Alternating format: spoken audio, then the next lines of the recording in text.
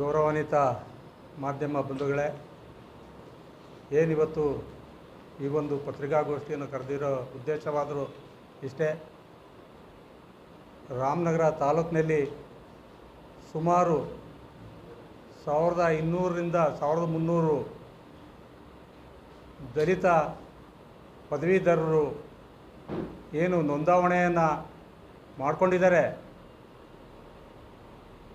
ಹಾಗಾಗಿ ಅವರ ಒಂದು ಪರವಾಗಿ ನಾವು ಕೂಡ ವೇದಿಕೆಯಲ್ಲಿರ್ತಕ್ಕಂಥ ಎಲ್ಲ ಪದವೀಧರರು ಹಾಗೆಯೇ ನೋಂದಾವಣೆ ಮಾಡ್ಕೊಂಡಿರ್ತಕ್ಕಂಥವ್ರು ಕೂಡ ಇವತ್ತು ಪತ್ರಿಕಾಗೋಷ್ಠಿಯನ್ನು ಏರ್ಪಡಿಸಿದ್ದೀವಿ. ಈ ಒಂದು ಸಹಯೋಗಕ್ಕೆ ನಮ್ಮ ತಾಲೂಕು ನಿವೃತ್ತ ನೌಕರರ ಸಂಘದ ಗೌರವಾನ್ವಿತ ಅಧ್ಯಕ್ಷರು, ಪದಾಧಿಕಾರಿಗಳು, ನಮ್ಮ ಸಂಘಟನೆಯ ವಿವಿಧ ಮುಖಂಡರುಗಳು ಕೂಡ ಇವತ್ತು ಜಂಟಿಯಾಗಿ ಈ ಒಂದು ಗೋಷ್ಠಿಯನ್ನು ಆಯೋಜನೆ ಮಾಡಿದ್ದೇವೆ. ಇದರ ಉದ್ದೇಶವಾದರೂ ಇಷ್ಟೇ, ಏನು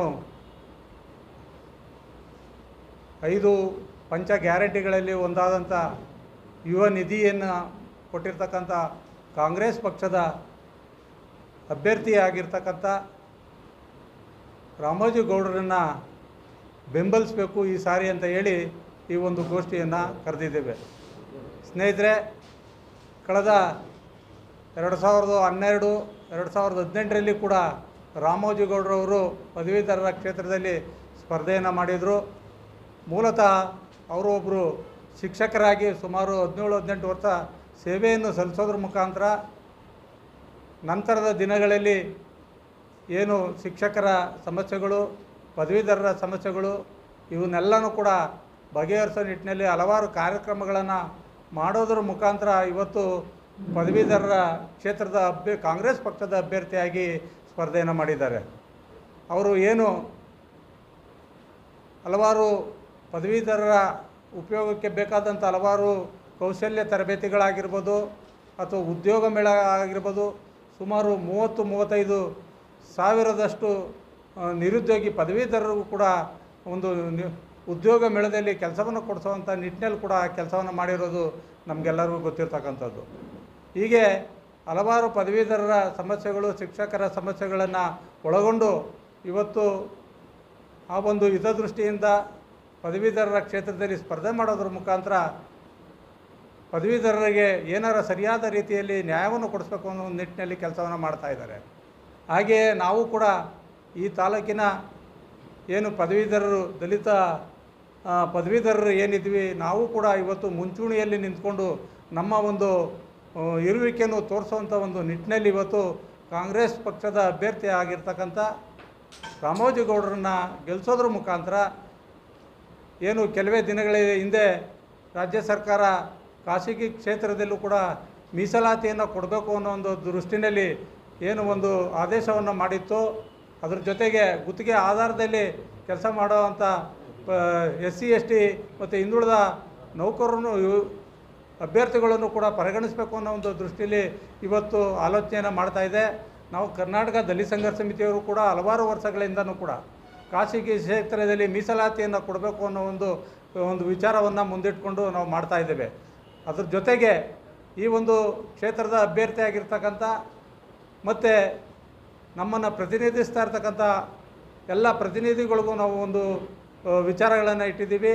ಖಾಸಗಿ ಕ್ಷೇತ್ರದಲ್ಲಿ ಮೀಸಲಾತಿಯನ್ನು ಈ ಸಾರಿ ಜಾರಿ ಮಾಡಬೇಕು ಮತ್ತು ನಮ್ಮ ಪದವೀಧರರ ಕೌಶಲ್ಯ ಅಭಿವೃದ್ಧಿಗೆ ತಕ್ಕ ಹಾಗೆ ಅವ್ರನ್ನೂ ಕೂಡ ಸರ್ಕಾರಗಳು ವಿವಿಧ ಇಲಾಖೆಗಳಿಗೆ ಸಂಬಂಧಪಟ್ಟ ಹಾಗೆ ಆಯ್ಕೆಯನ್ನು ಮಾಡಿಕೊಳ್ಳುವಂಥ ನಿಟ್ಟಿನಲ್ಲಿ ನಮ್ಮನ್ನು ಕೂಡ ಮುಖ್ಯವಾಗಿ ಪರಿಗಣಿಸಬೇಕು ಅನ್ನೋದು ಕೂಡ ನಾವು ಒಂದು ಷರತ್ತುಗಳನ್ನು ಹಾಕೋದ್ರ ಮುಖಾಂತರ ಇವತ್ತು ಏನು ರಾಮನಗರ ತಾಲೂಕಿನಲ್ಲಿರ್ತಕ್ಕಂಥ ನಾವೆಲ್ಲ ಪದವೀಧರರು ಕೂಡ ಇವತ್ತು ರಾಮೋಜಿಗೌಡರನ್ನು ಬೆಂಬಲಿಸೋದ್ರ ಮುಖಾಂತರ ಮತ್ತು ನಮ್ಮ ಹಲವಾರು ಪದವೀಧರರ ಸಮಸ್ಯೆಗಳನ್ನು ಅವರಲ್ಲಿ ಹಂಚ್ಕೊಳ್ಳೋದ್ರ ಮುಖಾಂತರ ಏನು ಅವರು ಹಾಕ್ಕೊಂಡಿರ್ತಕ್ಕಂಥ ಹಲವಾರು ಪದವೀಧರರ ಅಭಿವೃದ್ಧಿಗೆ ಬೇಕಾಗಿರ್ತಕ್ಕಂಥದ್ದು, ಪದವೀಧರರಿಗೆ ನಿವೇಶನವನ್ನು ಕೊಡ್ತಕ್ಕಂಥದ್ದಾಗಿರ್ಬೋದು, ಪದವೀಧರರ ಕೌಶಲ್ಯಕ್ಕೆ ತಕ್ಕ ಹಾಗೆ ಯಾವ್ಯಾವ ಉದ್ಯಮಿಗಳನ್ನು ಸ್ಥಾಪನೆ ಮಾಡ್ತಕ್ಕಂಥ ವಿಚಾರದಲ್ಲಾಗಿರ್ಬೋದು, ಇವೆಲ್ಲನೂ ಕೂಡ ಏನು ಮನಗಂಡು ಅವರು ಈಗಾಗಲೇ ತೊಡಗಿಸ್ಕೊಂಡಿದ್ದಾರೆ. ಅದರಲ್ಲೂ ಕೂಡ ಪರಿಶಿಷ್ಟ ಜಾತಿ, ಪರಿಶಿಷ್ಟ ಪಂಗಡ, ಹಿಂದುಳಿದ ವರ್ಗಗಳಿಗೂ ಕೂಡ ಹೆಚ್ಚಿನ ಆದ್ಯತೆಯನ್ನು ಕೊಡೋದ್ರ ಮುಖಾಂತರ, ಸರ್ಕಾರದ ಗಮನವನ್ನು ಸೆಳೆಯೋದ್ರ ಮುಖಾಂತರ ರೋಸ್ಟರ್ ಪದ್ಧತಿಗೂ ಕೂಡ ಒಂದು ಕೆಲಸವನ್ನು ಮಾಡಬೇಕಾಗ್ತದೆ. ಮತ್ತು ದಲಿತ ಪದವೀಧರರಿಗೆ ಅವರ ಕೌಶಲ್ಯ ಅಭಿವೃದ್ಧಿಗೆ ಬೇರೆ ಬೇರೆ ತರಬೇತಿಗಳೋದ್ರ ಜೊತೆಗೆ ಅವರ ಉದ್ಯೋಗ ಅವಕಾಶಗಳನ್ನು ಕೊಡಿಸುವಂಥ ಕೆಲಸವನ್ನು ಕೂಡ ಮಾಡಬೇಕು.